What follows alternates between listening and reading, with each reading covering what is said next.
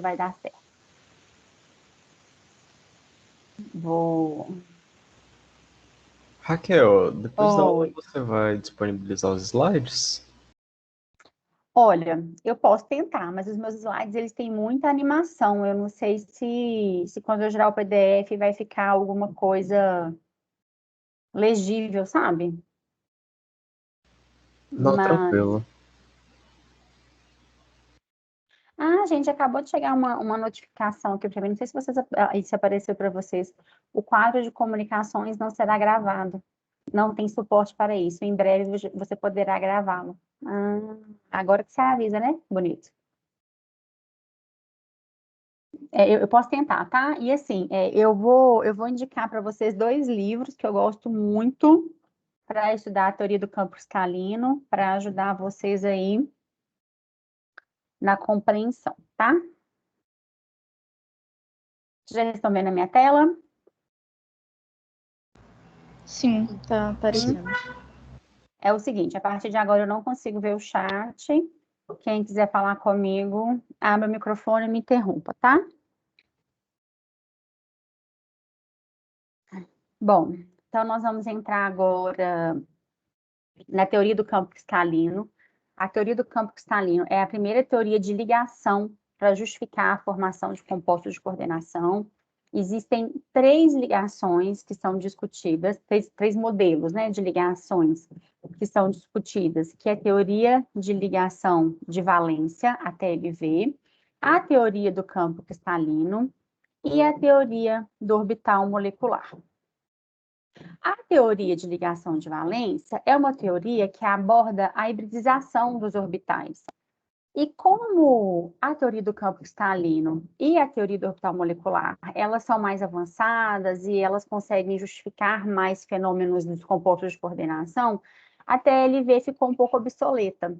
Então, assim, às vezes, até quando eu tenho um tempo, quando eu estou dando aula e eu tenho um tempo, sobra, né, um tempo ali de disciplina, eu consigo falar um pouco sobre a TLV.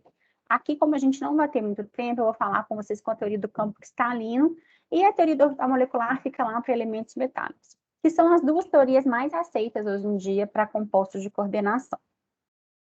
Então, hoje nós vamos falar, primeiramente, de definições importantes para a teoria. Para a gente entender o que a teoria aborda, a gente precisa de algumas definições muito importantes, e essas definições permeiam muito a discussão de orbitais. Então, vamos começar falando, né, da nossa última aula. A gente estava falando um pouco sobre propriedades magnéticas, estávamos falando das cores dos complexos, e a gente via que a gente não tinha como, às vezes, justificar muito a cor de um complexo, as propriedades magnéticas. Então, o que se sabe até então, né, se sabia até então, é que tanto as propriedades magnéticas como as cores, elas são consequência de elétrons D que a gente tem no nosso centro metálico, né? A gente já conversou sobre isso, né? Quem determina ali muito a cor do meu complexo são os elétrons Ds que estão lá no meu centro metálico. Então, eu preciso de uma teoria, né, que seja satisfatória, que consiga justificar, né, a cor, as propriedades magnéticas, a estereoquímica e a força dessas ligações, porque a gente viu também que cada ligante pode mudar muito o meu centro metálico. Então, eu preciso de uma teoria para justificar tudo isso. Então, a primeira teoria que a gente pode abordar é a teoria do campo cristalino, porque ela consegue explicar muitas dessas propriedades. Então, vamos só lembrar aqui, e espero que isso já esteja bem sabido aí na cabeça de vocês, que para formar um composto de coordenação, para formar um complexo, eu parto de um ácido de Lewis, né, que é uma teoria que a gente já aceitou para a gente, né, que a formação de compostos de coordenação vem de uma reação ácido e base de Lewis, onde o meu metal é o meu ácido de Lewis, é o meu centro positivo ali. Por que é um centro positivo? Porque ele é capaz de receber um par de elétrons e é formado por uma base de Lewis. Essa base de Lewis a gente chama agora de ligantes, né? Os nossos ligantes são nossas bases de Lewis, porque eles têm um par de elétrons disponíveis, ou então eles têm uma carga negativa disponível para formar, então, meu composto de coordenação. Então, a teoria do campo cristalino, ela vai tentar explicar essa ligação química em relação a essas forças eletrostáticas, a essa diferença de carga que existe entre o meu centro metálico e os meus ligantes. Qual é a teoria do campo cristalino? O que ela aborda? Ela fala que eu tenho dois tipos de força regindo ali perto do meu metal e do meu ligante. A primeira é a atração entre o íon metálico, que ele tem uma carga positiva, né, gente? Se ele não tiver uma carga positiva efetiva, né, se ele não for um cátion, ele tem uma densidade positiva. Porque, por exemplo, mesmo, vou colocar aqui o ferro, mesmo o ferro no seu estado zero, ele tem um orbital D vazio. Se ele tem um orbital D vazio, esse orbital tem uma densidade positiva que pode receber, então, um par de elétrons. Então, ele continua sendo um ácido de Lewis. Então, a gente parte do pressuposto que meu íon metálico é um centro positivo, vamos dizer assim, ou com uma carga real, ou com uma densidade positiva ali. E o ligante é uma carga negativa, ou simplesmente uma substância polar. O que a gente tem que pensar aqui? Uma carga positiva atrai uma carga negativa. Essa é uma força atrativa. Quando a gente considera essa atração, né, aqui está representado muito bem, ou seja, eu tenho o meu ligante, que tem um par de elétrons, que vai compartilhar esse par de elétrons com o meu orbital dele do metal, que tem um centro positivo. Eu só considero uma carga atrativa, né? Eu só estou considerando que ele está tendo uma atração. Mas a gente se esquece, a gente omite muitas das vezes na discussão, que existe uma repulsão existente ali. E qual que vai ser essa repulsão? O metal, independente do seu NOx, ali ele está cheio de orbital preenchido. O meu metal tem ali um tanto de elétrons preenchido. Por um exemplo, o ferro, ele é argônio, configuração do meu argônio, 4s2, 3d6. Ele tem ali, vou fazer um diagrama de quadrícula ali, agora vocês já sabem por que o meu orbital D tem 5 orbitais, 1, 2, 3, 4, 5. 1, 2, 3, 4, 5, 6, seguindo o princípio de Runge. Olha o tanto de espaço vazio que ele tem, né? Tendo esses espaços vazios, ok, cabe um par de elétrons, mas existe elétron ali ainda. E mais, o meu ligante, ele não é um par de elétrons isolado, né? Ele tem ainda aqui, por exemplo, vamos supor o cloreto. Ele tem ainda aqui, olha, um tanto de elétrons. Então, sim, de fato, existe uma força atrativa entre o metal e o meu ligante. Mas existe uma força repulsiva entre os elétrons já existentes dos ligantes e os elétrons que ocupam os orbitais D do metal. Então, agora, toda a nossa discussão vai permear nessas duas forças, na atração entre um centro positivo e um centro negativo, que ela é fato, e a repulsão que existe entre esses elétrons do orbital D e os elétrons do ligante. Então, o que a gente considera, então, na teoria do campo cristalino? Deixa eu só subir aqui isso. O que a gente considera na teoria do campo cristalino? Travou, desculpa. Os ligantes são cargas pontuais negativas. Então, agora a gente vai tentar enxergar o meu ligante como essa bolinha que tá desenhada aqui. Independente do ligante, independente do tamanho, a gente vai pensar ele como um centro negativo, carregado. E vamos pensar que o metal é o meu centro positivo. Então, ok. Então, os meus ligantes serão essas cargas negativas ao redor e aqui eu tenho o meu metal. Vamos supor, então, que o complexo tenha todas as cargas pontuais uniformemente distribuídas na superfície dessa esfera. O que isso quer dizer? Vamos pensar que eles são todos idênticos e estão sendo atraídos identicamente pelo meu metal. Então, aqui o meu ligante vai se aproximando, vai aproximar do meu metal igualmente para formar a minha ligação química. Essa é a ideia. A ideia do campo cristalino, ela pensa assim, eu tenho um metal de centro positivo e vai chegar as cargas negativas para formar a minha ligação química. Mas será que é assim que acontece? A energia média dos orbitais D, então, do íon metálico, vai aumentar, né, com a presença dessas esferas carregadas. Consequentemente, a energia dos orbitais D também vão aumentar, né, porque antes eu tenho um metal isolado, esse é o meu metal isolado. E aí eu tenho a aproximação dessas esferas. Então, quando aproxima as esferas, eu fico com essa situação, né? O metal aqui cheio de carga negativa ao redor do meu ligante. E aí que a gente representa dessa maneira, né? A gente representa ali um centro octaédrico dessa maneira. Eu posso colocar isso em termos de diagrama de energia, olha só. Aqui eu tenho minha energia, eu tenho meu íon metálico livre. Então, aqui, meu íon metálico, ele geralmente tem orbitais d, vazios ou semi-preenchidos, que tem uma densidade positiva.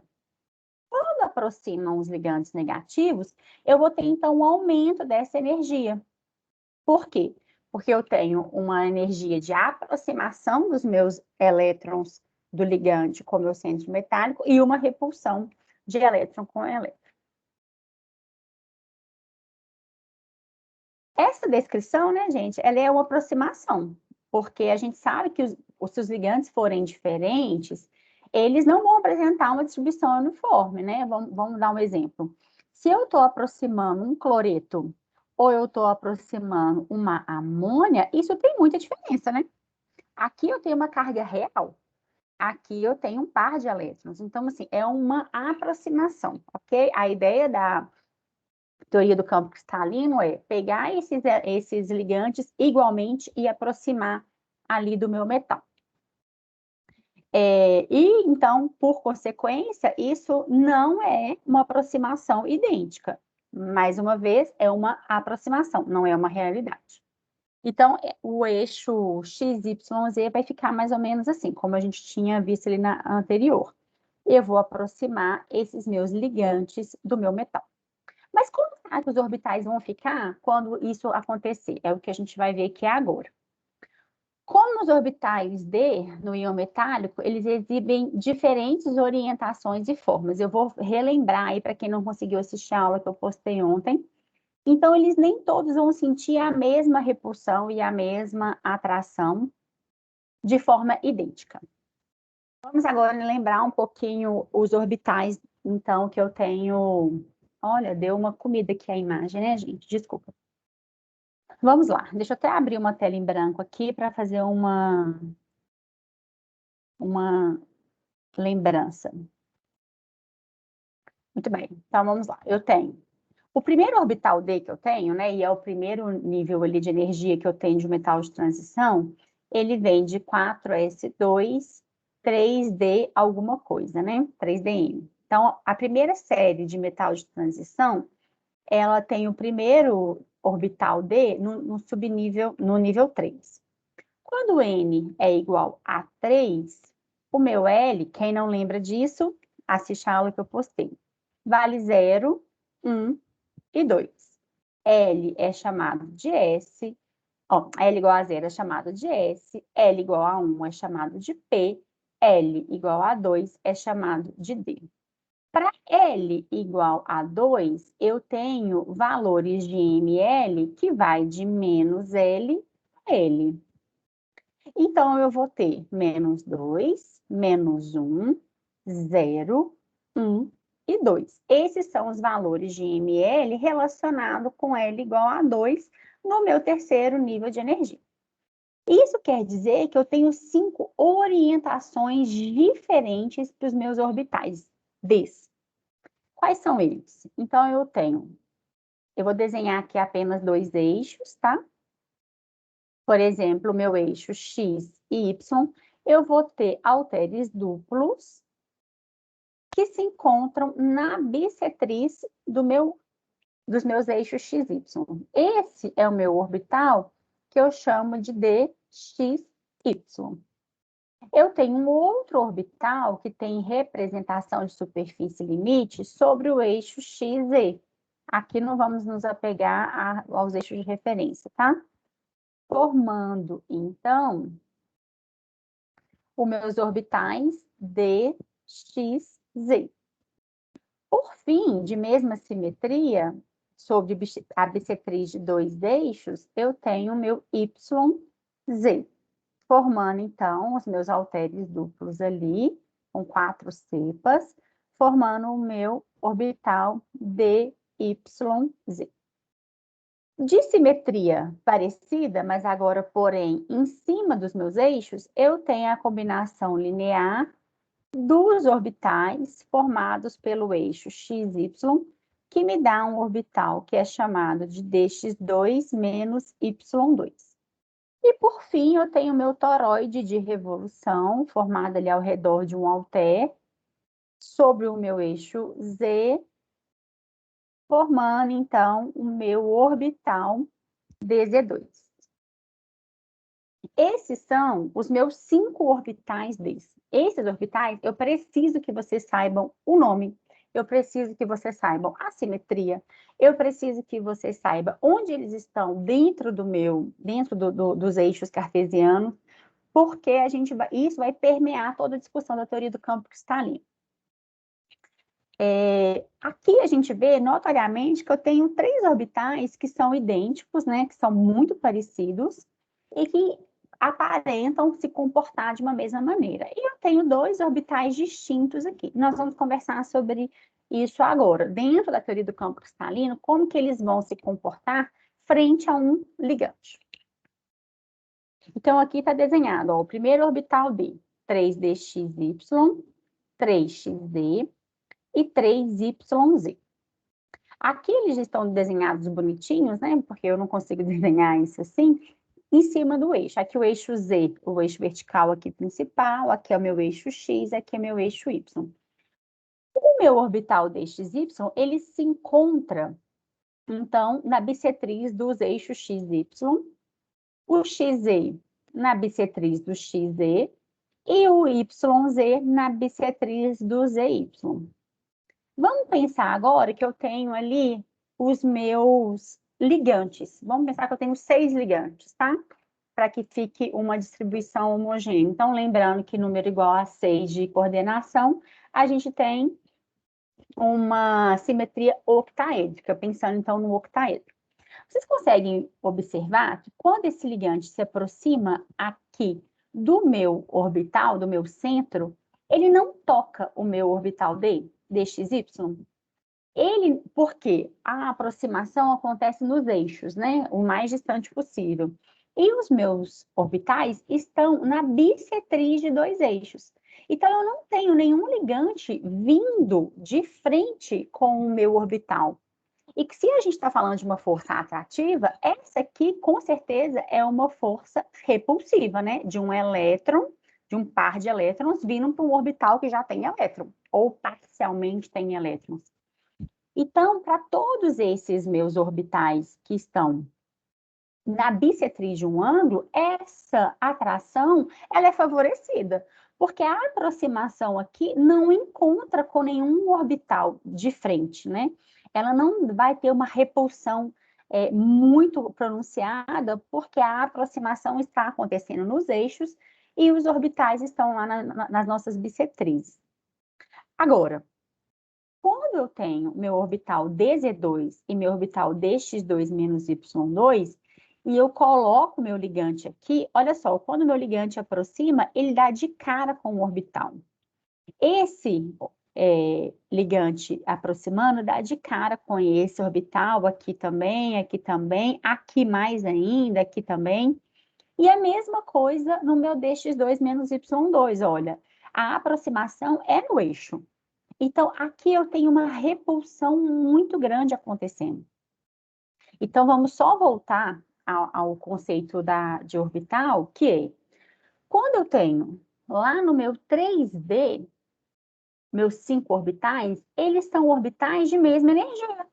Independente do que a gente está falando, dentro de um átomo, eles têm a mesma energia. Alguém lembra como é que chama isso da aula passada? Orbitais de mesma energia são chamados de orbitais degenerados, não é isso? A gente fala que eles têm a mesma degenerescência. Então, ok. Então, o meu metal livre lá, ele tem esses 5 orbitais de mesma energia. Porém, quando eu coloco o meu ligante, quando eu estou formando um composto de coordenação, o que isso quer dizer? Eu estou lá no laboratório, coloquei lá o meu sal, coloquei lá cobre 2+ em solução. Na hora que eu coloco o meu ligante, por exemplo, quando eu coloco a minha amônia, isso começa a aproximação ocorre de forma diferente. Porque essa amônia aproximando de um DXY é diferente dela se aproximar de um DX2 menos Y2. Aqui, a gente tem, então, uma quebra da degenerescência. O que isso quer dizer? A gente tem uma quebra de energia. A gente já não pode mais dizer que esses orbitais têm a mesma energia, porque a repulsão ali e a atração ocorrem de forma diferente. Esses orbitais aqui, que se aproximam de um ligante não de forma tão efetiva, a gente vai começar a chamá-los de T2G. T2G, então, vai ser o nome dado para esses 3 orbitais que fazem uma menor interação com os ligantes, pois eles não estão sobre os eixos cartesianos. Esses orbitais, que agora têm uma repulsão muito grande com o meu ligante, eles vão ser chamados de EG, que vão ser os orbitais de maior interação com os ligantes, pois estão sobre os eixos cartesianos. Então, agora, gente, é uma nova etapa na química, né? Até então, todo mundo que estava com o mesmo número quântico principal, todo mundo que estava com o mesmo número quântico secundário, tinha a mesma degenerescência. Agora, na presença de um ligante, isso é quebrado. E como que isso quebra? Como que a gente vai representar isso agora? Dessa maneira. Então, vamos lá, vamos voltar ao que a gente tinha conversado. Eu tenho um íon metálico livre, os ligantes se aproximaram. Na hora que os ligantes estão se aproximando, eu aumento a minha energia, porque tem uma força atrativa e uma força repulsiva ali acontecendo. Agora, na hora que os ligantes estão de fato aproximando, eu tenho o que eu chamo de um desdobramento do campo cristalino. Aqueles orbitais que estão interagindo pouco com o meu ligante, porque a repulsão, então, vai ser diminuída, ele vai ser chamado, então, de T2G. Aqueles que subiram de energia, porque estão ali interagindo muito com o meu ligante, então tem uma força repulsiva muito grande, nós vamos chamar de EG. Raquel, de onde que vem esse nome? Esse nome vem da tabela de caracteres, que vocês vão ver na próxima disciplina. Não preocupa com isso, tá? Da mesma maneira que vocês decoraram os nomes do orbital, DXY, DZ2, DX2 menos Y2, vocês vão decorar o nome do desdobramento do campo cristalino em T2G e EG. E lá, quando vocês estiverem estudando a espectroquímica, né, quando a gente tiver espectroscopia, perdão, na próxima disciplina, vocês vão encontrar esses termos, tá? Agora não. Só saber que eles têm esse nome. E isso vem da energia desses orbitais, ok? Então, como a gente viu, esses elétrons são de maior energia porque tem maior repulsão. Então, os meus orbitais EG têm maior repulsão. E os meus de menor energia vão ser chamados de T2G. Muito bem. Agora, a gente vai dar nome para esse diagrama que a gente está vendo. Essa diferença de energia que existe entre um orbital D para um outro orbital D é chamado de energia de desdobramento do campo cristalino. Esse delta, então, delta, é chamado de energia de desdobramento do campo cristalino. Ou seja, quando o metal está ali na minha solução, vem se aproximando os ligantes, esse campo vai se desdobrando. A gente vai diferenciando a energia do meu orbital D. E este valor de delta, que é o desdobramento do campo cristalino, ele depende do metal e da natureza do ligante. Concorda comigo? Porque o metal, dependendo da quantidade de elétrons que ele tem, ele vai atrair, vai repelir o ligante de acordo com a sua força. E o meu ligante, dependendo do meu ligante, ele vai ser mais atraído ou mais repelido. Então, como a gente viu lá atrás, todas as propriedades e toda a energia do meu composto de coordenação tem 2 fatores, ligante e metal. E isso também diz muito sobre a cor, sobre as propriedades magnéticas, e hoje nós vamos ver como que a gente vai calcular, espero que hoje, a gente vai calcular essa energia. Esse desdobramento de um campo cristalino, ele tem um nome importante que é chamado também de 10dQ. É a mesma coisa, tá? O 10dQ é o valor exato dessa energia. A gente vai ver como que a gente calcula esse valor. Então, 3 nomes importantes aqui para a gente agora, novos, que eu tenho certeza que vocês nunca ouviram falar, né? Que são os orbitais degenerados que têm menor energia, que é o T2G, os orbitais degenerados, que têm maior energia, que é o EG, o desdobramento do campo cristalino, que é a mesma coisa de 10dQ, que é o valor dessa energia, são conceitos novos para vocês, né? Eu tenho certeza que vocês nunca tinham ouvido falar nisso. Então, está aqui a definição de desdobramento do nosso campo cristalino. Então, agora vamos continuar nas nossas definições. Muito bem. Então, agora eu tenho aqui o meu diagrama EG, o meu diagrama T2G, o meu desdobramento do campo cristalino, o meu delta, que é chamado de 10dQ. E aí, vamos tentar justificar a cor, né? Como é que a cor, então, acontece dentro desse meu campo? A diferença de energia do delta, né, entre o conjunto EG e T2G, dos orbitais D, é da mesma ordem de grandeza que um fóton de uma luz visível. Ou seja, um elétron está aqui. Para ele ser excitado dentro do lado do meu orbital D mesmo, né, isso cai numa mesma energia de um fóton, tá, gente? Então, é possível um complexo de metal de transição absorver uma luz visível, excitar um dos elétrons que está lá no meu orbital D e ir para um orbital D de maior energia. Então, é isso que acontece lá dentro do meu metal. Eu tenho um elétron aqui que está no meu T2G, eu dou energia para ele, ele é excitado para o EG. Observe que é uma energia de um orbital D para um orbital D. Então, muito bem. Então, aqui agora é o meu diagrama... Opa, desculpa. Aqui é o meu diagrama de energia. Agora, a gente vai... Vou voltar aqui. A gente vai nos poupar dessa etapa aqui, do íon livre, tá? A gente sempre vai desenhar daqui para frente, ou seja, minha ligação química já foi formada. Então, aqui é o que acontecia lá no meu íon.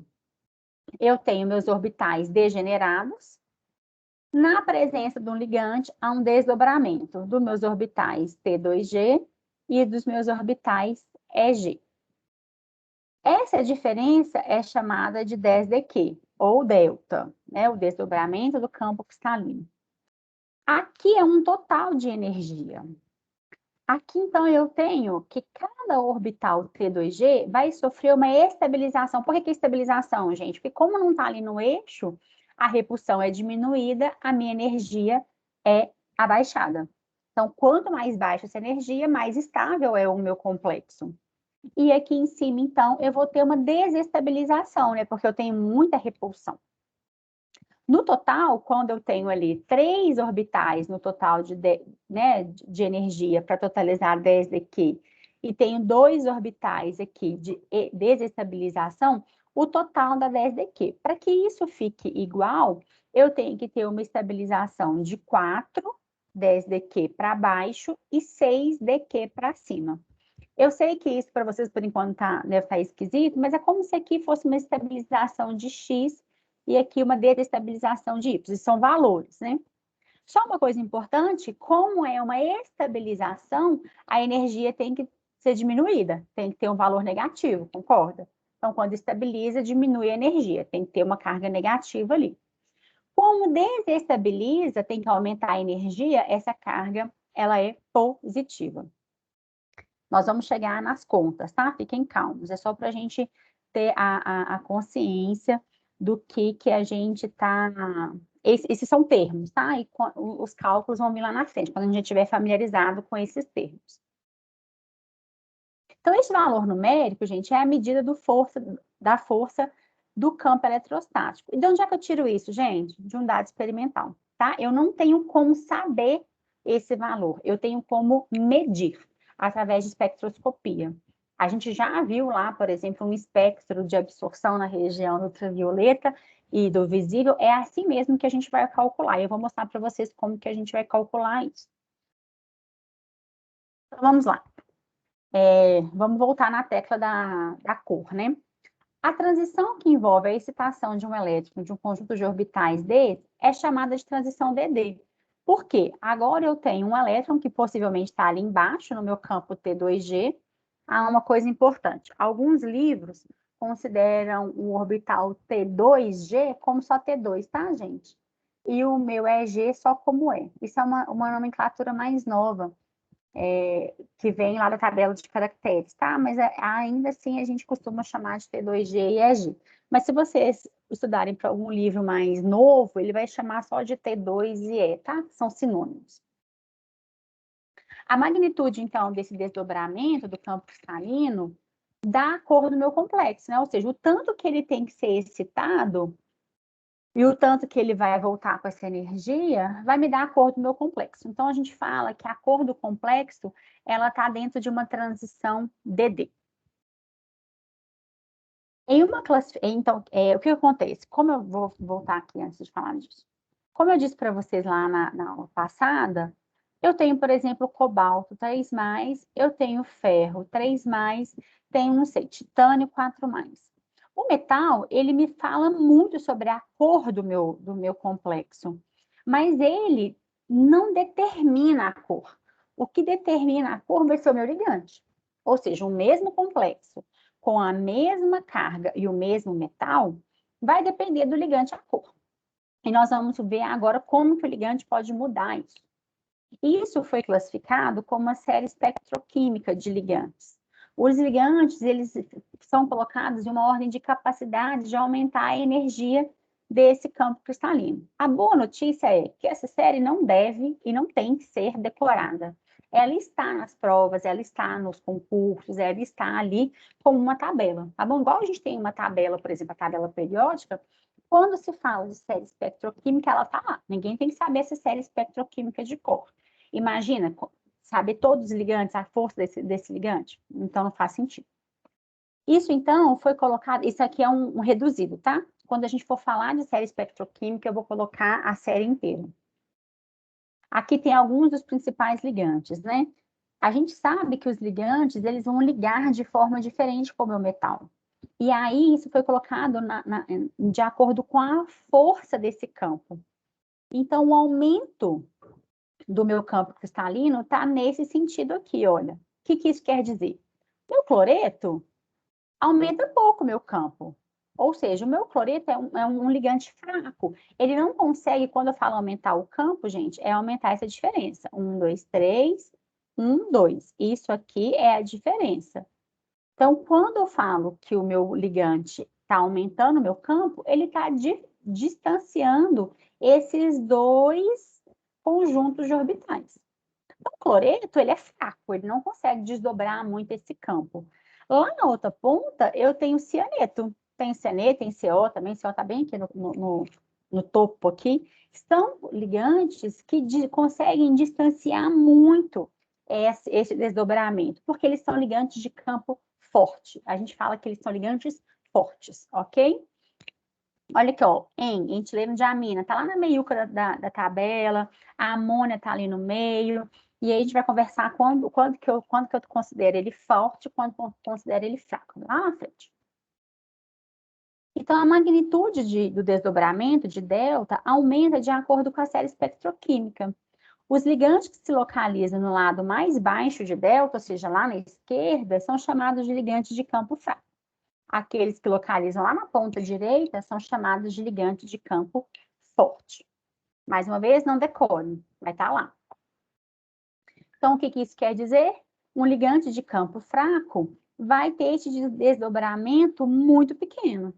Um ligante de campo forte vai aumentar muito esse desdobramento.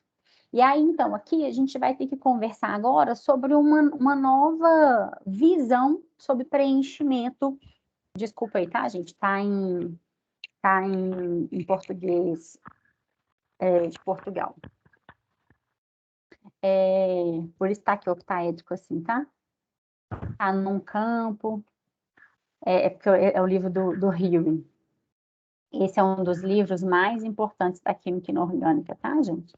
É um dos livros mais complexos, mas é o melhor livro de química inorgânica que a gente tem. Infelizmente, não tem ele em português, tem ele em inglês e ele em espanhol, e tem ele também em português de Portugal. Mas em português do Brasil não tem, mas é o melhor livro, tá? É o livro que geralmente as provas são elaboradas. Provas de concurso, prova de seleção de mestrado, doutorado, as minhas provas, geralmente eu pego sempre umas questões de lá. É um ótimo livro. É um livro para quem quer seguir na carreira da química inorgânica, tem que ter. É um livro de cabeceira da gente.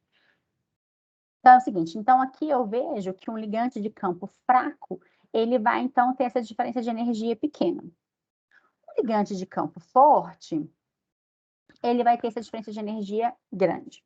Então, eu queria conversar com você sobre o preenchimento. A gente sabe que lá na regra de Hund, 1, 2, 3, 4, 5.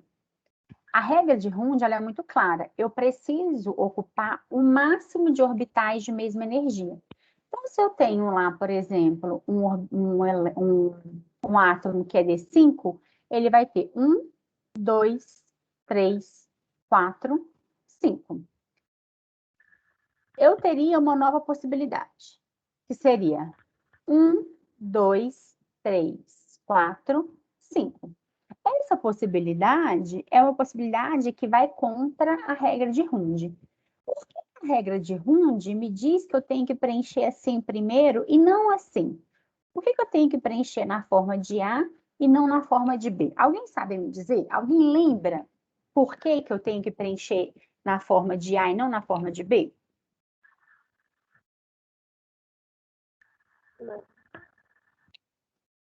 Alguém?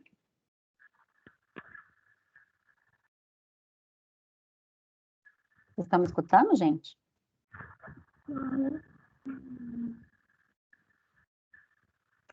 Espera aí, repete a pergunta, por favor.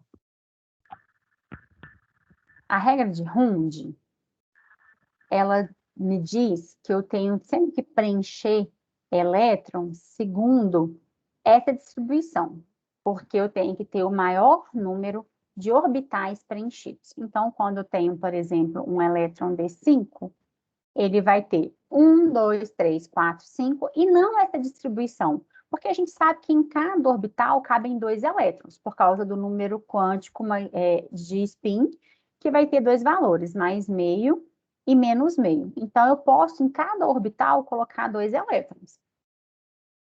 É o máximo que cabe dentro de cada orbital. Por que a gente não pode preencher assim? Colocar 2 elétrons de uma vez em cada orbital, e a gente é obrigada a colocar no máximo de orbitais possíveis. Vocês sabem me dizer? É para ter a menor repulsão? Menor repulsão, perfeito. Essa é a ideia, né? Então, assim, aqui, gente, eu tenho 5 elétrons ocupando cada um orbital. Quando eu coloco estes 2 elétrons dentro de um mesmo orbital, existe uma força de repulsão. Ok? Repulsão. Então, perfeito. Então, é isso. A repulsão dentro de um mesmo orbital, ela existe. Muitas vezes ela é compensada, porque ele ocupa todo mundo o mesmo orbital, acaba estabilizando, melhor do que preencher um orbital de maior número quântico principal. Mas existe essa força de repulsão. Quando eu vou preencher, então, aqui, eu tenho, olha, 1, 2, 3, eu vou dividir, tá? 4, 5. 1, 2, 3, 4, 5. Aqui, então, agora eu tenho 2 possibilidades. Por exemplo, aqui eu tenho 5 elétrons, tá? 5 elétrons. Eu vou poder preencher da seguinte maneira. 1, 2, 3, 4, 5, que é da maneira que está preenchida aqui. Assim, eu sigo a regra de Hund, né? Eu tenho maior número de orbitais preenchidos, menor repulsão. Aqui, olha, 1, 2, 3. Olha a diferença de energia desse orbital para esse. Ela é muito grande. Ela é muito grande. Quando eu tenho essa diferença de energia muito grande, eu tenho que esse preenchimento aqui não é favorecido. Eu acabo tendo que emparelhar estes elétrons. Então, é a primeira fase de preenchimento que a gente tem que saber é essa. Quando eu tenho um campo pequeno, quando o meu delta é pequenininho, quando o meu campo ele é fraco, eu vou ter que seguir a regra de Hund e eu vou obedecer o maior preenchimento possível de orbitais. Quando o meu campo ele é forte, eu não consigo mais obedecer a regra de Hund, porque essa diferença de energia é muito grande. Eu acabo tendo que emparelhar os meus elétrons. E isso é óbvio em termos de energia, né? Ai, Raquel, quando que eu vou saber que é campo forte, campo fraco? Nós vamos ver quando. Eu agora só estou definindo quando o campo é forte, quando o campo é fraco. Olha só que interessante, como que isso representa para a gente. Aqui eu tenho 3 compostos de coordenação formados por níquel. Níquel com água, níquel com amônia e níquel com etileno de amina, ok? Níquel com água, solução verde. Níquel com amônia, uma solução já azulada. Níquel com etileno de amina, violeta. Então, vamos ver aqui, olha, gente. Azul, verde, violeta. Tá vendo? Eu estou aqui bem perto aqui do espectro eletromagnético, são todos vizinhos, né? Como eu disse para vocês, dificilmente um metal vai ter uma solução verde e uma vermelha, né? Estão opostos ali na minha absorção na região do visível. Eles geralmente são vizinhos ali. Então, eu tenho ali 3 cores vizinhas. Eu tenho o meu verde, o meu azul e o meu violeta. Deixa eu colocar um violeta aqui para não ficar parecendo verde, né? Um violeta. O que muda, né? Então, vamos ver. Neste metal aqui, neste complexo aqui, eu tenho níquel 2+. Neste daqui, eu também tenho níquel 2+, porque a amônia é neutra, então a carga aqui de fora do meu complexo é a carga do meu metal. E aqui a etileno de amina também é neutra, então eu tenho também meu níquel 2+. Então, a gente vê que é o mesmo metal. Eu estou sempre falando de níquel 2+. Porém, os meus ligantes mudam. Quando eu venho aqui na minha série espectroquímica, eu vejo que a água está ali mais fraca, né, gente? Ela está ali bem perto do minha ponta esquerda da série espectroquímica. Então, a água, ela é de natureza fraca. Enquanto quem está mais para cá é de natureza forte. Eu só vou contar para vocês uma coisa. A água é o limite do campo fraco, ok? Eu ia falar isso lá na frente, mas eu vou falar aqui de uma vez. Daqui para frente é considerado forte, daqui para trás é considerado fraco. Essa aqui, mais uma vez, é uma série espectroquímica reduzida, tá bom, gente? Ela é gigantesca, ela tem vários ligantes, né? É só para que a gente veja aqui como que vai funcionar. Então, tudo bem. Então, aqui eu sei que a água está ligada num campo fraco. E a amônia e a minha etileno de amina vai ligar, então, no campo forte. Então, esses aqui são campos fortes e a água campo fraco. Quando eu tenho preenchimento, vamos ver o níquel, né? Vamos lembrar do níquel. Níquel 0, ele é argônio. Deixa eu ver se eu consigo apagar aqui, peraí. Eu coloquei, não coloquei o argônio. O níquel 0, ele vai ser, vou fazer ele normal, depois a gente arruma ele. Ele é argônio, 4s2, 3d, d1, d2, d3, d4, d5, d6, d7, d8. Ele é assim. A gente sabe que ele neutro, o níquel neutro, ele vai ficar argônio, 4s0, 3d, 10. Porque a gente sabe que tem um preenchimento total do orbital D ali. Níquel 2+, ele vai ser argônio, 4s0, 3d8. Lembrando que os orbitais D8, eles geralmente tendem a ter o número de coordenação igual a 4. A gente vai ver lá na nossa aula de preenchimento desses diagramas que o níquel D8 ele é uma exceção, ele pode fazer número de coordenação igual a 6. E depois a gente vai contar por quê, tá? Então, eu tenho meu níquel, então ele está lá ligado com 6 águas, então ele vai ter um preenchimento, então, de 8 elétrons. Então, como a água é um campo fraco, essa energia que ela é mais baixa, eu vou seguir a regra de Hund. Então, eu vou preencher da seguinte maneira. 1, 2, 3, 4, 5, 6, 7, 8. Preenchi os meus elétrons. Deixa eu só fazer uma consideração aqui para a gente já conversar sobre isso. 1, 2, 3, 4, 5. 1, 2, 3, 4, 5, 6, 7, 8. Observem que a gente já tem 3 elétrons emparelhados no meu íon livre, concorda? Quando eu faço a distribuição do meu ligante, do meu metal livre, ele já tem 3 elétrons emparelhados, né? Então, esses 3 elétrons aqui continuam emparelhados, a gente não aumenta nem ganha. Quando eu coloco a minha amônia, ele vai continuar assim, porque esses 3 elétrons já estavam emparelhados, mas agora o desdobramento é muito grande. Se eu tivesse que emparelhar um elétron, ele seria emparelhado, porque a amônia já tem um campo maior. E lá na minha etileno-diamina, a mesma coisa, esse campo é maior. Agora, eu quero que vocês parem aqui comigo e a gente faça algumas ideias de cálculo, porque essa disciplina tem muito cálculo. Vamos ver se vocês lembram da aula de química fundamental, hein? Vamos ver. Como que eu meço a energia de um elétron dentro? Qual é a fórmula que eu vou usar para medir a energia dentro de um átomo para um elétron?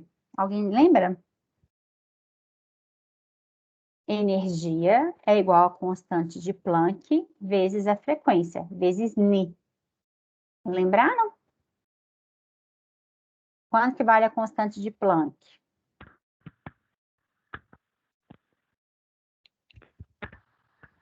6,626 vezes 10 a menos 34.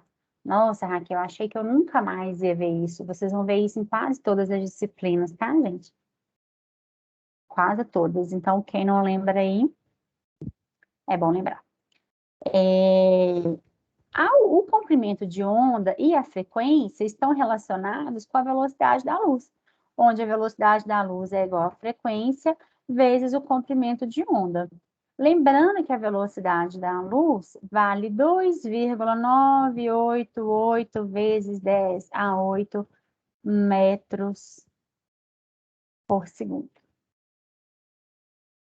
Lembrando que a constante de Planck, ela é igual aos joules vezes segundos. Por quê? Segundo é menos 1, né? Vamos ver. Energia é joule, frequência é segundos a menos 1. Então, se eu tenho energia é igual a Hν, energia é igual a joule, constante de Planck vezes a frequência, que é segundos a menos 1. Então, a constante de Planck é igual a joules vezes segundos. E a gente representa joule vezes segundos sem um vezes, hein, gente? Joule vezes segundo, aqui é uns segundos, que tá horrível. Muito bem. Então, eu posso dizer que a minha frequência é igual à velocidade da luz sobre o comprimento de onda. Concorda? Quando eu junto essa equação com essa equação, eu tenho que a energia é igual à constante de Planck vezes a velocidade da luz sobre o comprimento de onda. Então, o que que a gente tem? Que quanto maior o meu comprimento de onda, menor a minha energia. Quando eu olho para cá, olha, eu vejo que a absorção da minha água está lá em 720 nanômetros. 720 nanômetros está mais ou menos aqui, né? Está mais ou menos aqui. Se ele absorve aqui, o meu complexo se apresenta na cor verde. Então, quanto maior energia, o comprimento de onda, menor a energia. Então, aqui, maior comprimento de onda, menor vai ser essa energia aqui. Vamos lá. Quando eu tenho a minha amônia, eu tenho uma absorção máxima de 570. Eu já começa a cair mais ou menos aqui, assim, né? Bem aqui no meu limitezinho, assim. Então, eu vou ter já um complexo de coloração azul, quase violeta já, né? E já aumentou um pouco a energia, porque o comprimento de onda já diminuiu um pouquinho. Então, já aumentou essa energia. Agora, quando eu tenho a minha amônia, a minha etileno-diamina, ele está lá em 545. 545 está mais ou menos aqui assim, né? Que ele já está quase ali no limite do vermelho para o meu violáceo, que a gente vai ver ali realmente da cor violácea. Então, vamos lembrar que quanto maior o comprimento de onda, menor a energia. Quem não lembra dessas fórmulas, está na hora de lembrar, porque nós vamos usá-las muito nessa disciplina. Muito bem. Então, a gente falou um pouco da cor, né? A cor relacionada com o meu ligante. Agora a gente tem que entender também sobre as propriedades magnéticas, né? As propriedades magnéticas, ela vem do paramagnetismo, que a gente já viu isso lá na aula, quando a gente falou de comportamento magnético. Então, com base na regra de Hund, a gente supõe que os elétrons ocupem primeiro os orbitais vazios, de menor energia, e depois ocupem, né, os orbitais maiores com seus spins paralelos. Então, primeiro a gente vai seguir a regra de Hund, os menores orbitais vão ser preenchidos primeiros por elétrons de forma desemparelhada. A partir do momento que eu começo a aumentar a quantidade de elétrons, então, ou eu preencho aqui em cima, se a diferença de energia for pequena, ou eu preencho embaixo. E aí, a gente tem que lembrar, elétrons desemparelhados traz um comportamento paramagnético, então, possivelmente, ele pode ter um magnetismo pronunciado. Todo mundo emparelhado, diamagnético, não tem magnetismo. Então, a gente acabou de ver que eu tenho duas possibilidades. Quando eu tenho 3 elétrons, eles são preenchidos de forma simples, né? Ocupo o primeiro, o segundo e o orbital de menor energia. Agora, quando eu vou colocar o 4º elétron, eu tenho duas possibilidades. Ou eu subo com ele na sua forma desemparelhada, ou eu emparelho ele. Quando eu emparelho ele, eu vou falar que a energia de emparelhamento de spin é maior que o desdobramento. O que isso quer dizer, gente? Eu tenho duas energias. Para eu colocar este elétron aqui em cima, eu tenho que vencer essa energia. Eu tenho que vencer esse desdobramento. Essa energia tem um valor considerável, um valor teórico. Agora, para emparelhar este elétron aqui, eu também gasto energia. E essa energia é chamada de emparelhamento. Se essa energia aqui for muito pequena, eu compenso desemparelhar. Se essa energia for muito grande, compensa emparelhar. Então, quando eu tenho a energia aqui pequena, a gente fala que a energia de emparelhamento é maior, então compensa preenchê-la em cima. Quando a energia de emparelhamento, né, o delta, for maior que a energia de emparelhamento de spin, a gente vai acabar emparelhando ele. E quem vai me dizer isso é meu valor de 10dQ. Isso são valores que são valores encontrados, são valores fornecidos. Quando eu tenho esse preenchimento sem emparelhar, eu vou falar que o meu complexo é de spin alto. O que isso quer dizer? O spin foi preenchido lá em cima, lá no alto. Quando o meu elétron for preenchido lá embaixo, eu vou chamar... Opa, aqui está errado. Ele vai ser chamado de spin baixo. Ou seja, emparelhou, colocou todo mundo lá embaixo. Então, toda vez que tiver preenchido lá embaixo, vai ser spin baixo. Quando preencher os orbitais EG, vão ser chamados de spin alto. Então, esses são conceitos que a gente tem que ter para a gente continuar a nossa aula. Primeiro, desdobramento do campo em P2G e EG. Então, o desdobramento em P2G e EG. O valor dessa energia, que é chamado de desdobramento do campo cristalino, ou então chamado de valor algébrico de 10dQ. A gente tem que saber que quando a gente preenche todo mundo embaixo, é chamado, emparelhado, né? É chamado de spin baixo. Quando a gente preenche todo mundo respeitando a regra de Hund, porque essa energia é pequena, a gente vai chamar isso de spin alto. Essas são as definições importantes. Agora a gente vai começar a medir essa energia. Vamos começar a discutir. Quando eu tenho titânio e água, titânio e amônia, como que eu vou preencher? Spin alto ou spin baixo? Então, a gente vai começar a conversar sobre a energia de estabilização do campo cristalino. Deixa eu ver se eu tenho tempo, né? Tem.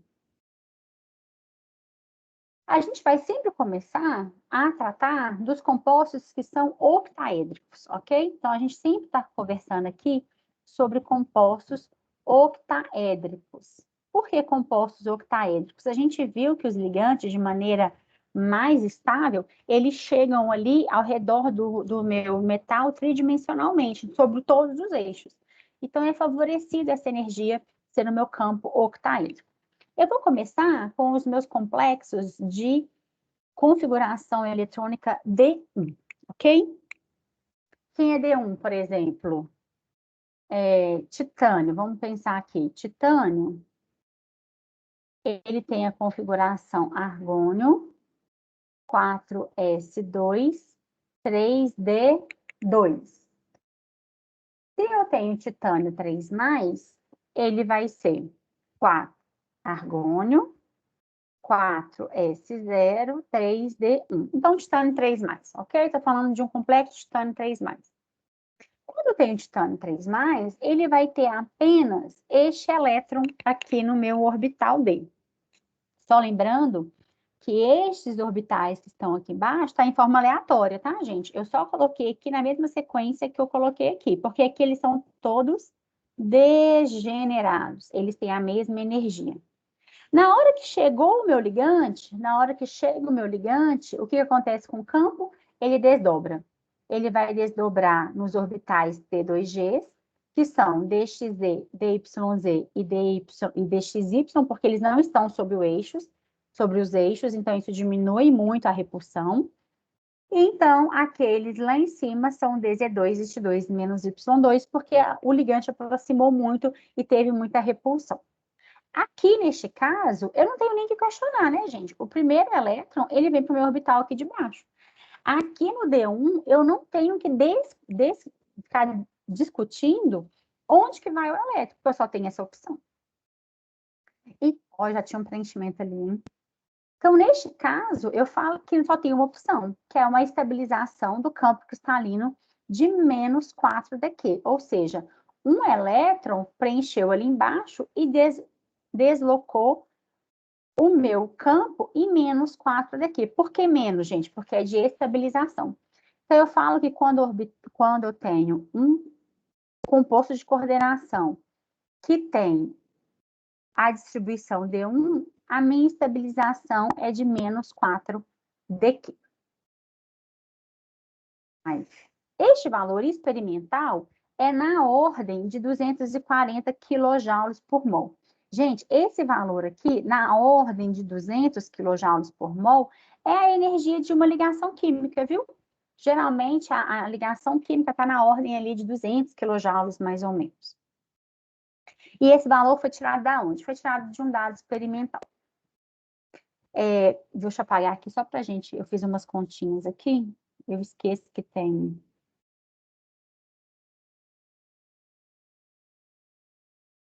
Esse valor, então, é um valor experimental de 240 kJ por mol. E aí a gente pode fazer umas continhas. A continha é o quê? A gente sabe que 10dQ valem 240 kJ por mol, dado experimental. 4dQs vão valer quanto? Faz uma continha aí, vale 96 kJ por mol. O que isso quer dizer? Titânio livre não tem estabilização. Quando eu coloco, por exemplo, 6 águas ali ao redor, que é um ligante de campo fraco, isso estabiliza em 96 kJ. Isso estabiliza muito o meu complexo. O que isso está querendo dizer? Em solução, é melhor eu ter um complexo de titânio com 6 moléculas de água coordenadas do que simplesmente um titânio livre. Vocês conseguem entender isso? Lembra que eu falei com vocês? Geralmente, quando eu estou em solução aquosa, quando eu tenho um composto de coordenação, eu nunca tenho um íon livre, ele está sempre coordenado com a água. Lembra que eu falei isso com vocês? Geralmente porque eu tenho ali, para cada metal ali, eu tenho uma estabilização de 96 kJ por mol. Isso estabiliza muito o meu sistema, né? Uma estabilização de 100 kJ por mol ajuda o meu sistema a ser estabilizado. Então, na hora que eu gotejo ali titânio na solução, por exemplo, sei lá, oxalato de titânio, vamos supor. E aí eu tenho ali na minha solução titânio e água, a água complexa com o meu titânio, porque vai estabilizar muito o meu sistema. Então, D1 não tem o que discutir. D1 a gente sabe ali que vai ser estabilizado.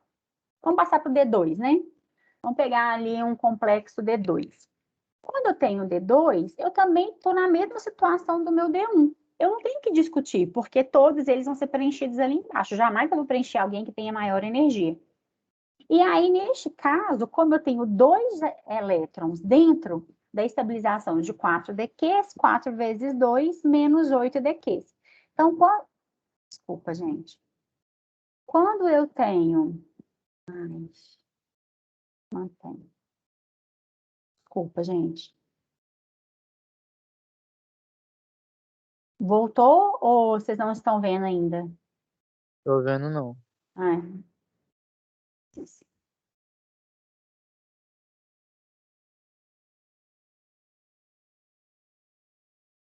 voltou? Voltou.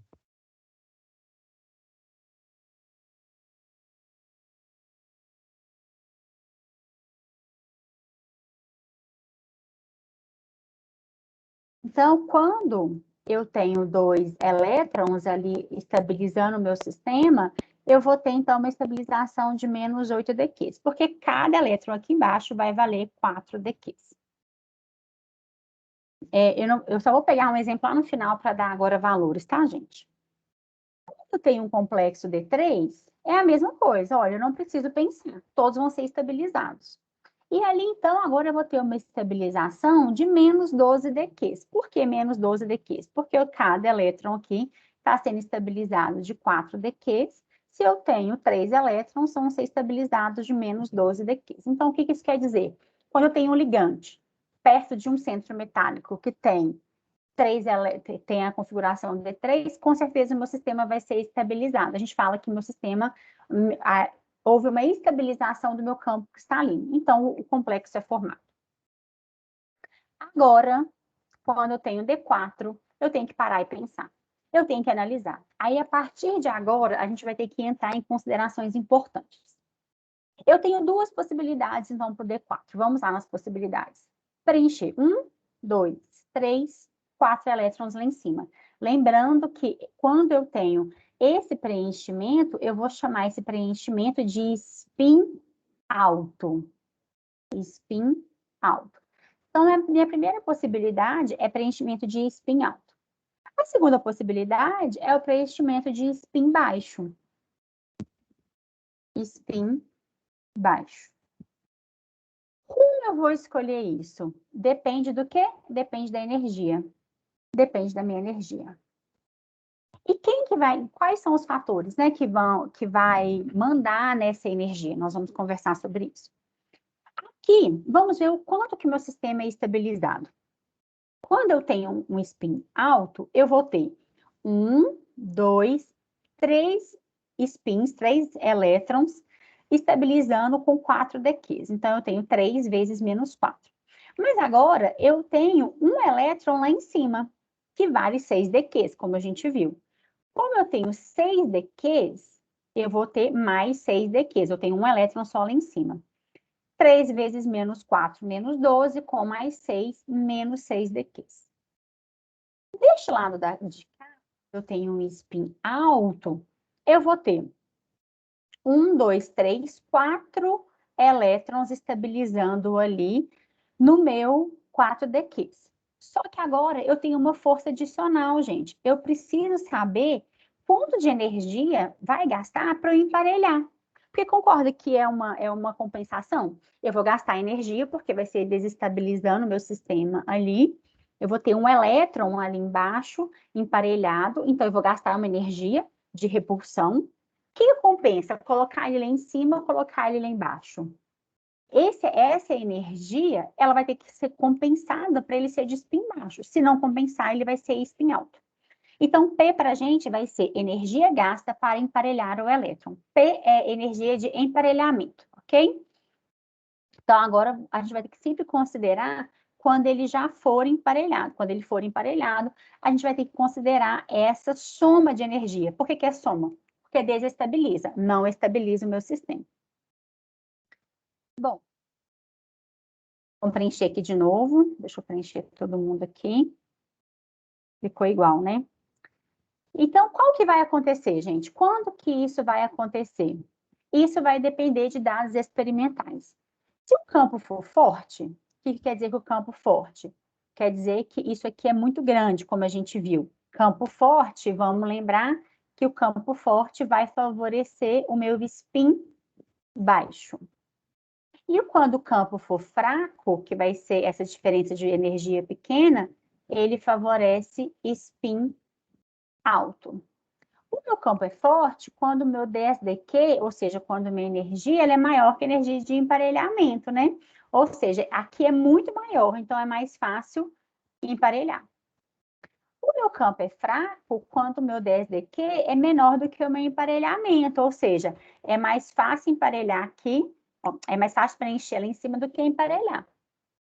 Então, quando eu tenho o emparelhamento favorecido, vai ser preenchido no T2G. Quando o meu emparelhamento não for favorecido, vai ser preenchido no meu EG. Vamos fazer, então, um exercício para a gente ver quando que vai ser favorecido. Vamos ver o exercício todo. Eu vou ler todo o exercício, depois a gente faz um por um. Considere a reação. Manganês 3+, então eu tenho um íon livre aqui em solução, manganês 3+, mais 6 moléculas de água, formando, então, o meu complexo de manganês com 6 águas. Uma carga ali de 3+, porque a água é neutra. Para o complexo formado, né, para este complexo, então, aqui, o valor de DSDQ é de 250 kJ por mol. Tá vendo, gente? É um dado experimental. Foi dado aqui, ó, 250 kJ por mol. Para o manganês gasoso, para emparelhar um elétron, gasta 300 kJ por mol. Mais uma vez, dado experimental. A gente não tira nada do sovaco. Isso é no estado gasoso, né, gente? Porque geralmente essas medidas são feitas em estado gasoso porque diminui a interação átomo-átomo. Suponha que no complexo o valor de emparelhamento seja 20% menor, né? Porque perdeu ali na interação. Então, este valor aqui dentro do complexo é 20% menor, ok? A pergunta é, o complexo é de campo forte ou campo fraco? De acordo com a TCC, desenhe o diagrama de níveis de energia mostrando os orbitais D do íon manganês 3+, antes e depois da complexação. Faça as respectivas distribuições eletrônicas. Calcule em quilojoules por mol a energia do campo cristalino, a energia de estabilização do campo cristalino envolvida na formação do complexo. Esse é um exercício completo. Vamos ver o que a gente vai fazer. Eu só copiei aqui os dados que foram dados lá atrás, tá? Ou seja, ele falou, o nosso íon é manganês 3+, o meu complexo é o de manganês com 6 moléculas de água, o meu valor de DSDQ é 250 kJ por mol, e o meu emparelhamento é de 300 kJ por mol no estado gasoso. Mas no complexo, ele é 20% menor. Então, vamos lá, esses são os dados. Vamos começar? Sempre tem que ser assim, ok, gente? Por onde eu começo? Começo pela distribuição eletrônica do metal. É isso que eu estou querendo achar. É isso que eu estou querendo ver. Então, começa pela distribuição eletrônica. Eu já adiantei minha vida aqui, coloquei a distribuição eletrônica do manganês, que é a configuração eletrônica do argônio, mais 4s2, 3d5. Ali eu tenho o meu manganês 3+. Então, eu vou tirar 2 elétrons do S, vou tirar um elétron do D. Então, vai ficar argônio 4s0, 3d4. Então, é um metal de carga D4. Aí é aquela situação lá, vamos ter que pensar. Então, eu tenho duas possibilidades, né? Aquele preenchimento de spin alto, ou eu tenho a possibilidade de spin baixo. Vou ter que fazer conta. Porque ele me deu o DSDQ, ele me deu o emparelhamento, e eu vou ter que ver qual que vai ser estabilizado. Vamos começar... Eu fiz aqui, nem eu sei. Vamos começar com a pergunta. O complexo é campo forte ou campo fraco? Aqui eu já fiz uma consideração, tá, gente? O que eu fiz a consideração? Eu tenho o emparelhamento é 300 kJ por mol. Vezes 80%, porque ele perdeu 20%, né? Ele vai ser, então, de 240 kJ por mol, ok? Então, P aqui, para mim, vale 200 kJ por mol. E 10dQ vale 250 kJ por mol. A gente sabe que 10dQ, neste caso, é maior do que P, concorda? 10 kJ só, mas é maior. 10 quilojoules é maior que o emparelhamento.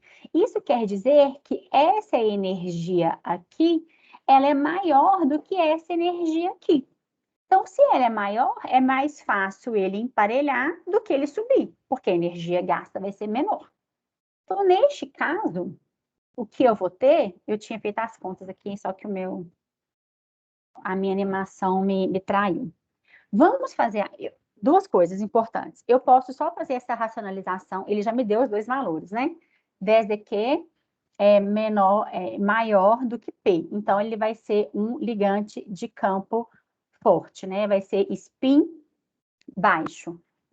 Mas eu posso fazer as contas. Eu vou fazer as contas com vocês. Vamos lá. Aqui, para o meu campo, que é o meu campo fraco, spin alto, o que eu vou ter? Energia de estabilização do campo cristalino vai ser igual. Quantos elétrons eu tenho aqui embaixo? Eu tenho 3 elétrons aqui embaixo. Então, eu tenho 3 vezes menos 4 dQ, mais 6 dQs, que vão dar no total, então, de menos 6 dQs. Aí é uma conta de regra de 3, né, gente? 10 dQs valem 250. 1 dQ vale X, 1 dQ vale 25 kJ por mol, 25 vezes 6, menos 150 kJ por mol. Ou seja, se o meu complexo fosse preenchido dessa maneira, se os meus elétrons estivessem preenchidos dessa maneira, a formação deste complexo estabiliza o meu sistema em menos 150 kJ por mol. É uma vantagem, né? Ainda é uma vantagem. Mas vamos ver lá do outro lado. Se ele é preenchido na forma de spin baixo, campo forte, como que vai ser? A energia do campo cristalino vai ser igual a 4 elétrons lá embaixo, estabilizando com 4 dQs, mais uma energia de emparelhamento. E isso vai dar, então, menos 16 dQs, mais um emparelhamento. A energia, a gente já calculou aqui, né? Então, eu me poupei, tá? Só peguei esse valor daqui. 16 vezes 25 mais 240, porque foi o valor dado tabelado. Menos 16 vezes 25 mais 240, menos 160. A gente vê que mesmo assim, a energia do campo cristalino aqui, ela é mais favorecida, porque liberou 160 contra 150. Nossa, Raquel, mas 10 kJ por mol faz diferença? Muita diferença, né, gente? Qualquer estabilização para o meu sistema já é favorecido. Então, este ligante vai ser um ligante, esse complexo, né, vai ser um ligante, um complexo de campo forte.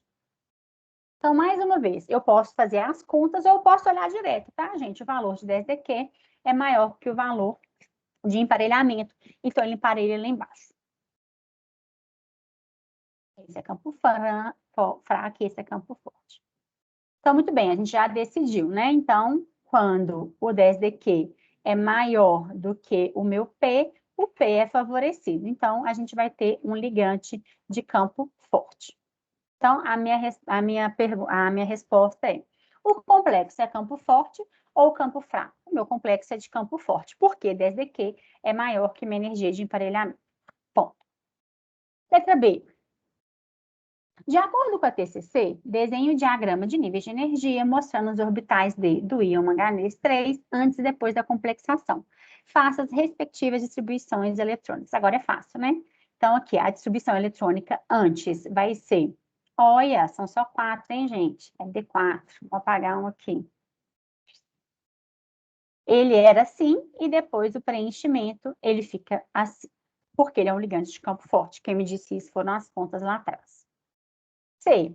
Calcule em kJ por mol a energia de estabilização do campo cristalino envolvida na formação do complexo. Eu já tinha calculado lá atrás, então eu só trouxe para cá, ok? 4 elétrons estabilizados de 4 dQ, mais energia de emparelhamento, totaliza, então, pelas contas, 160 kJ por mol de estabilização. Essa carga negativa quer dizer que está estabilizando o meu sistema. Isso quer dizer que o meu complexo de água com manganês é mais estável do que o íon livre de manganês 3+.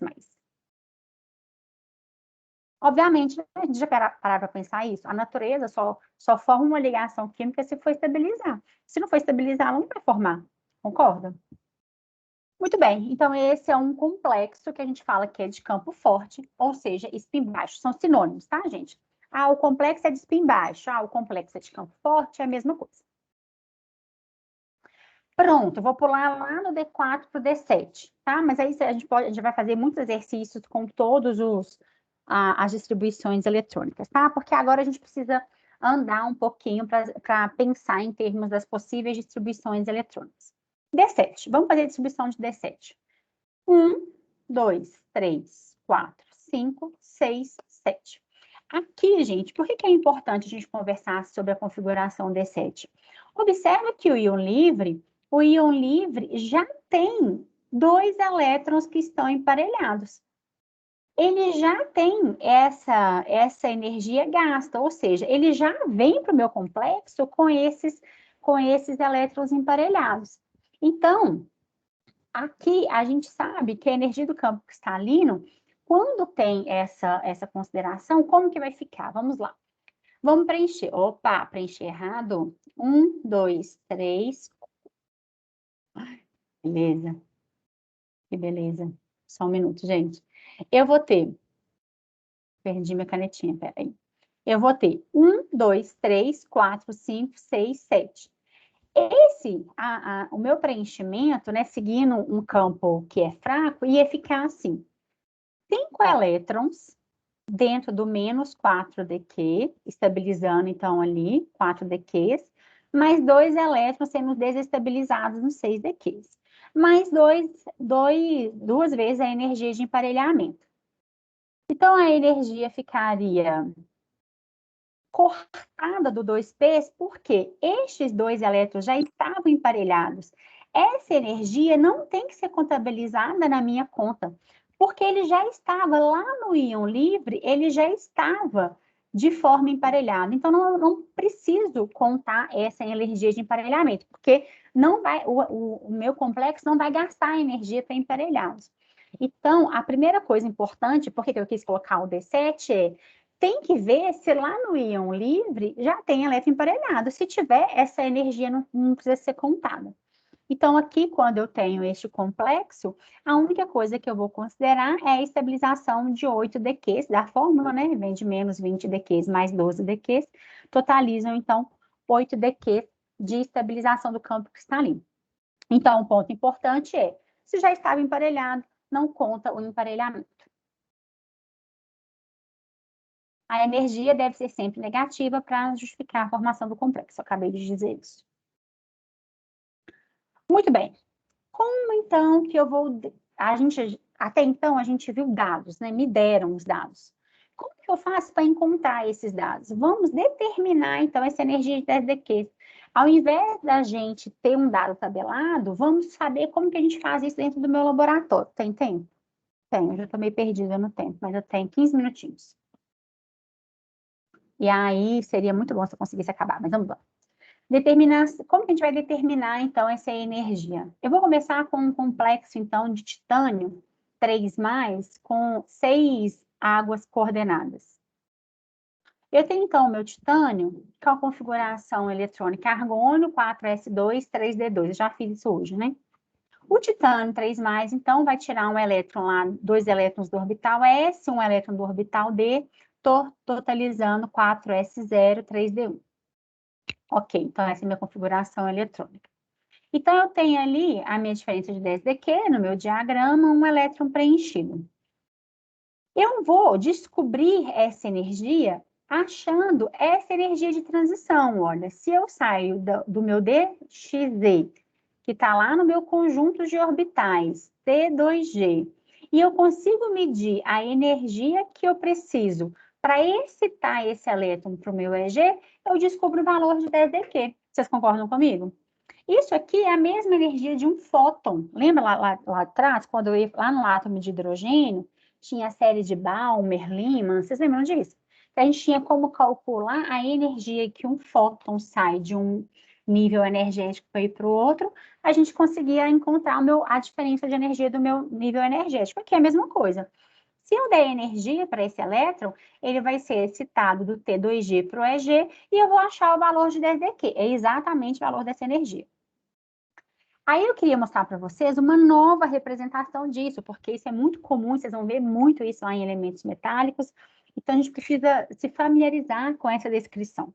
Olha só, essa é a descrição do meu diagrama de energia da seguinte maneira. Eu tenho meus orbitais T2Gs e tenho meu conjunto de orbitais EGs.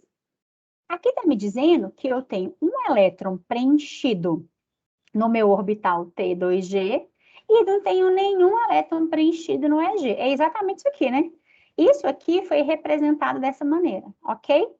Essa transição eletrônica, que dá o valor de 10dQ, ela representa a passagem do elétron que estava lá no T2G para o meu EG. Então, o meu T2G fica com nenhum elétron, passando para o meu EG, que tem um elétron. Então, essa é a minha transição.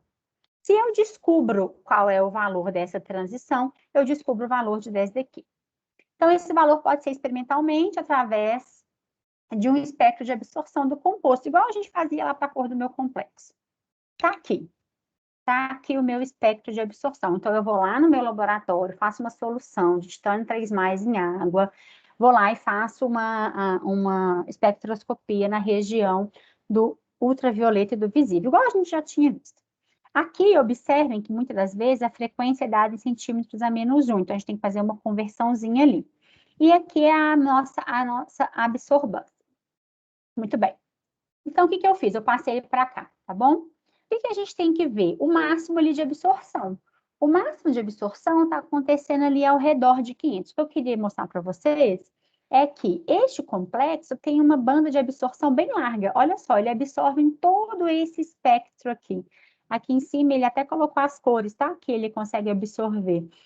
Aí ele vai aqui do vermelho até quase lá entre ali o amarelo e o violeta, tá, gente? Ele quase absorve todo mundo, olha, ele absorve daqui até aqui, tá bom? Mas o máximo de absorção é ali em torno de 500. Então, sempre, mesmo que o complexo absorva numa faixa grande, a gente sempre vai fazer os cálculos pelo máximo de absorção. Então, vamos lá. Vamos voltar às nossas contas. Agora, força na peruca aí, hein? Quem não lembrar, abre o microfone e me chama, tá? Depois, se a gente quiser, a gente pode conversar sobre as unidades, que são coisas muito importantes aqui também. A energia é igual a H, né? Essa é a energia de um fóton dentro do átomo.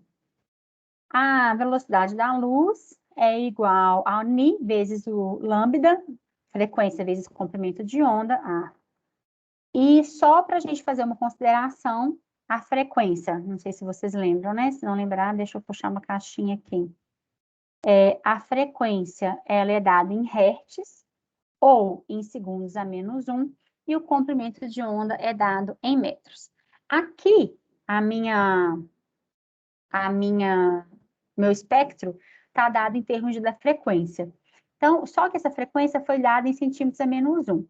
1 Hz vale 3,335 vezes 10 a -11 centímetros a -1. Tem que saber isso, isso é tabela, tá, gente? Isso é tabelar. A única coisa que eu fiz foi passar, então, a frequência para Hertz, tá? Passei a frequência, que é 20.000 centímetros a -1, porque eu vi que o máximo de absorção ali estava em 20.000. E fiz essa conversãozinha que deu 5,99 vezes 10 a 14 Hz, ou então segundos a -1, que é a mesma coisa. Energia, então, é HNI. A energia, então, é a constante de Planck, 6,626 vezes 10 a mais 34 quilo por metro quadrado, segundo a -1, ou joule vezes segundos, vezes a frequência. Isso me deu uma energia. Só que ali eu estou considerando a energia de um fóton. Concorda, gente? É um único fóton.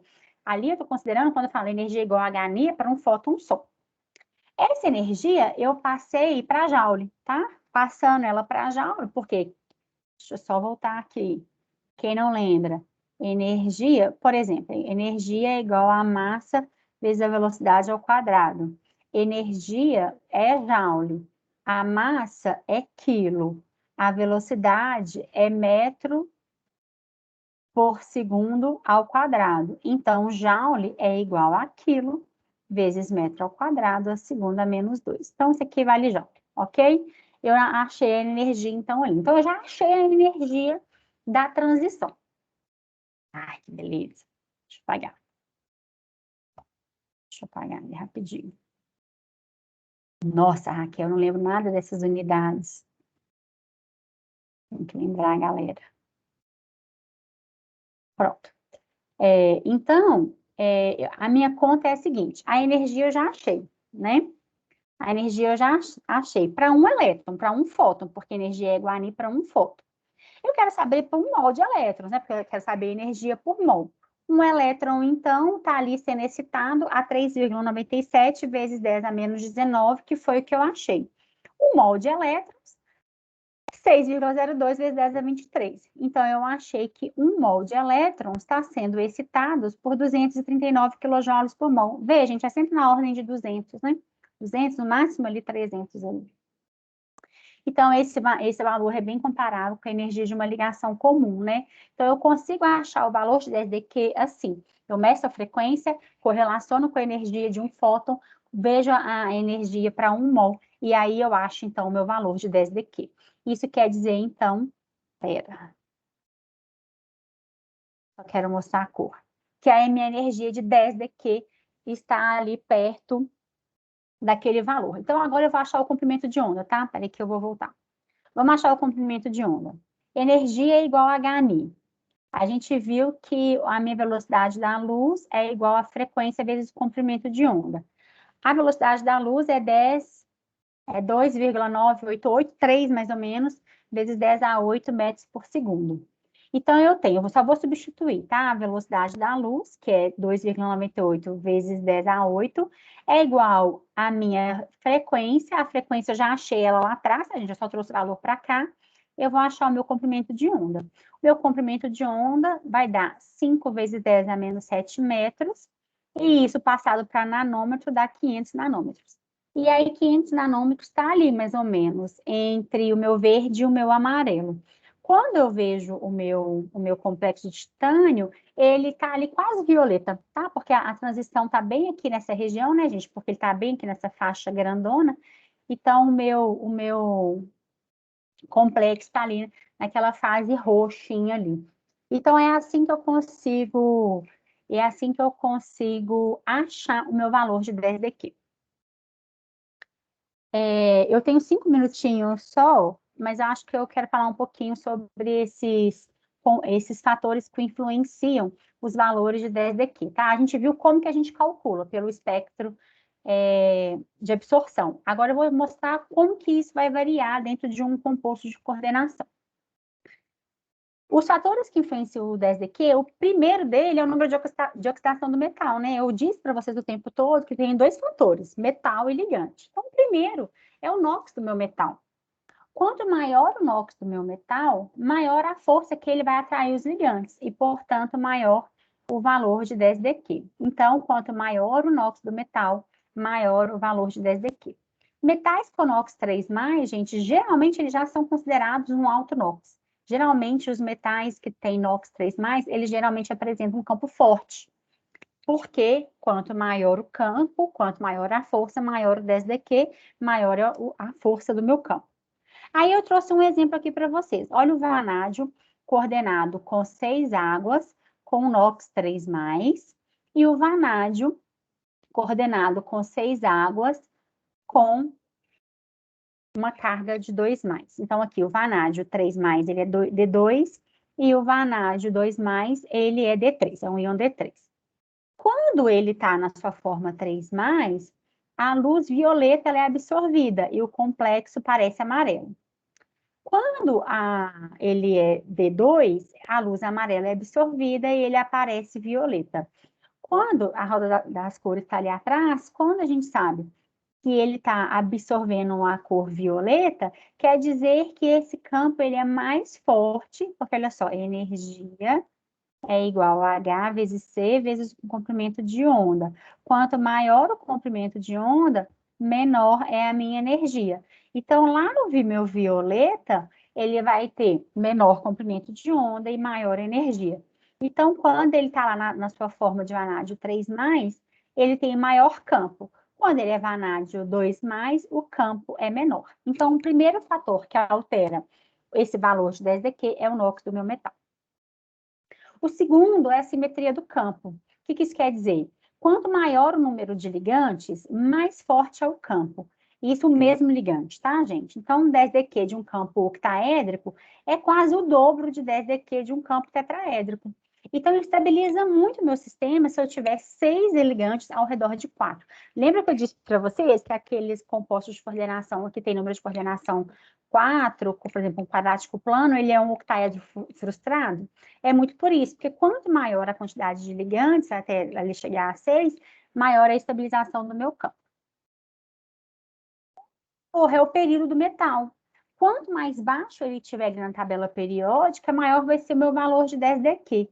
Maior vai ser o campo desse ligante. Então, se eu comparo, por exemplo, o crômio com o rênio, o crômio tem um campo mais fraco do que o rênio, porque o rênio está mais para baixo da tabela periódica. Então, o período do metal também me traz uma diferença no desdobramento do campo cristalino. E, por fim, não menos importante, muito importante, a natureza do ligante. Ligantes diferentes desdobram o campo em extensões diferentes.